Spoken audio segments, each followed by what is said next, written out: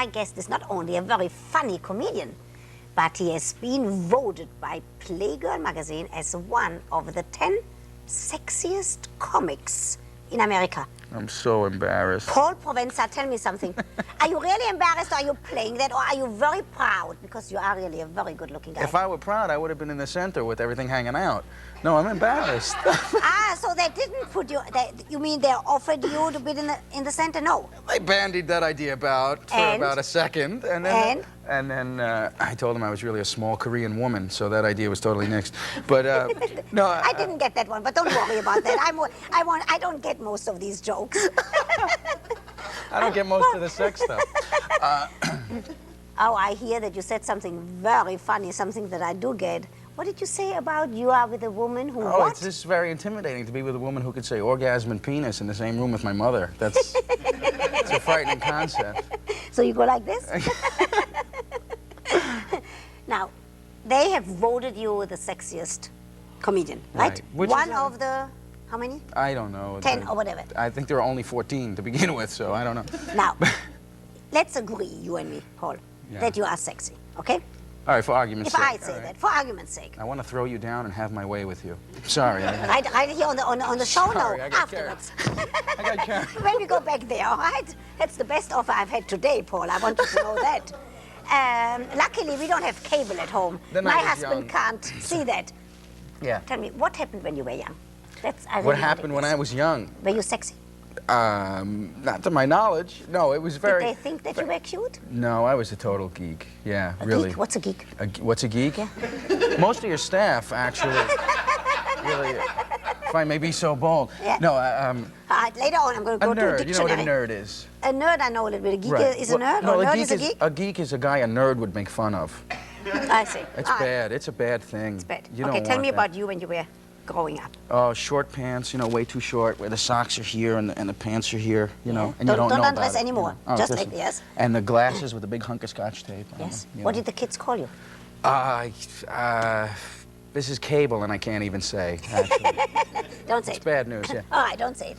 Now, here you are voted the sexiest man, you are funny, you are in famous clubs performing, famous like clubs, Caroline's, yeah. right? The clubs are famous, right. But that means that you are becoming famous if you are performing there. Tell me what dating is like these days. I like always to ask you people who are out there, tell us what is dating like. It's it's a very difficult time for that, actually. Why? Because the 80s are a strange, first of all, it's, you know, there's like, it's very tough to get to know people now. A lot of defenses. People are very mistrustful of one another, I think. And as far as sex goes, there's like diseases from another planet, you know, that you don't know who's carrying these things. It could be a person, yuppie, just clean cut, nice, average, so whatever, and then you go to bed with them and it's like snakes for hair, you know, and bizarre kind of, you know. You never know what's going to happen. Are you saying that who these days wants to engage in sexual activity more, men or women? I think women are more skeptical than men. I think men and women. They look at you and they say you were voted the sexiest man by Playboy magazine, therefore you must be in bed every night with another woman. Well, the sex and the relationship are very different. Very different, and that's difficult. Very difficult to be a man in the 80s. Yes. Very difficult. Very difficult. Yeah. Even with a good face like yours. Yeah. I'm so embarrassed. I'm embarrassed again. Well, because women have a different role now in the 80s. Like what? They can say career and things like that, you know, and also the pendulum has swung back to stable relationships and things, and men and women want... You say that with a face like that. I'm happy about that, about talking about stable relationships. Yeah. I knew this wasn't going to work out. You thought it's better to have unstable relationships. For me, personally, right now, because, you know, I have a career that's kind of bizarre. It's difficult to maintain relationships, and I'm saying this, I just had a talk this morning with my old girlfriend I just broke up with like 3 weeks ago. I'm going to collapse. Okay, I'm back now. And you're back with a girlfriend, or you're back here with me? I'm back here with you. When is Oprah Winfrey coming on? Is she going to be here at all? I like her. Do you see, men and women are very different. This is not off the top of my head, by the way. Yes. I really read a lot. And women tend now to want a relationship that really blossoms and flourishes and get to know a person and really sort of, you know, Whereas I the like average, this gesture of your hand there, of getting in there. They like Yes. this too. And the average man, I think his ideal woman really at a certain stage in his life, you know, carries a diaphragm in her holster, is basically the what I'm trying to say. That I've never heard. Yeah, Even I well, understand that. It's a nifty idea. I really hope it catches on. Do you carry condoms? Do I carry condoms?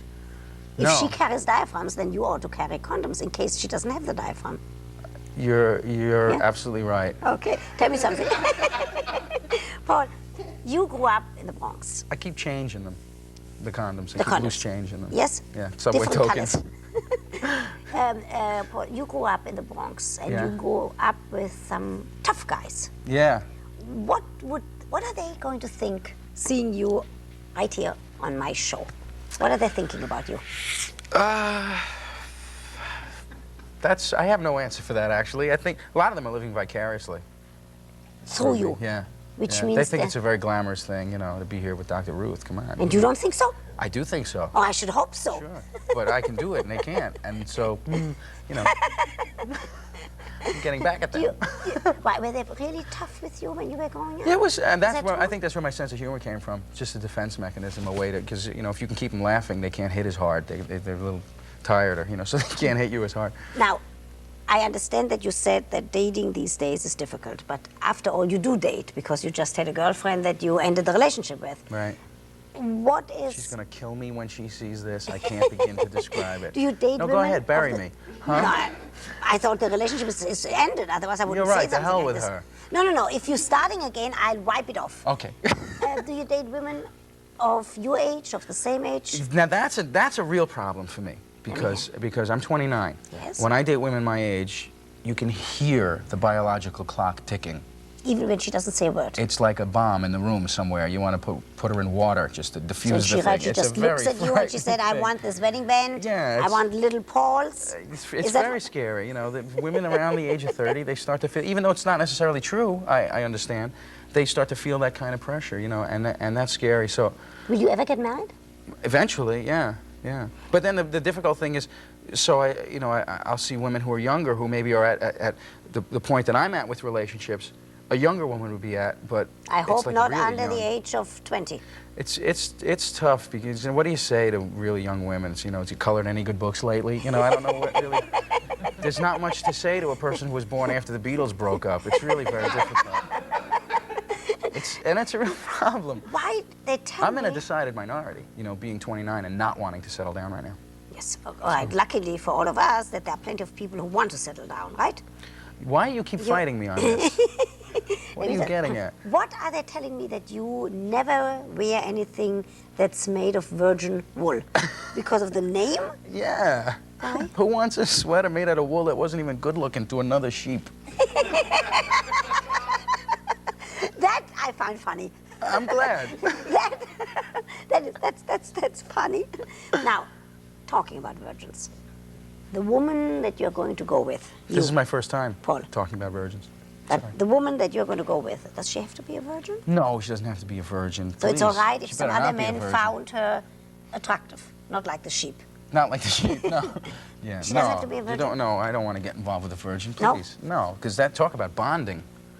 My God. You rather, okay, I tell you something. I want a used, wanton woman. You know what I, you know what I see? That number again, 6'5", I'm sorry. I usually don't predict. I predict for you, Paul, and you're going to see if it's true. Within 2 years, you're going to be walking around with a wedding band. You will let me know if that's true. Thank you. Thank you very much for visiting.